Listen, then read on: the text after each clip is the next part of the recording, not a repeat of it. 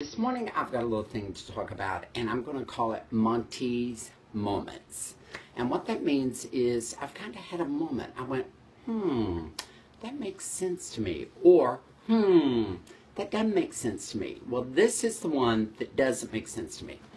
When you're going through an airport or any public place and you yawn, should you cover your mouth? Like this? Or just keep it like that, which is what I see.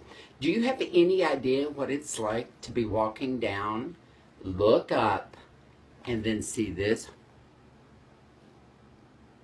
It's exactly that. Come on, people. Cover your mouth when you're yawning. It looks good and it makes sense. And there's a couple ways you can do it. You can do it like this, shake it off. You can do it like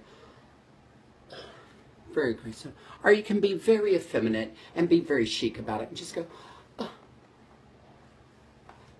and keep on going. So, the Monte moment today is cover your mouth when you're yawning.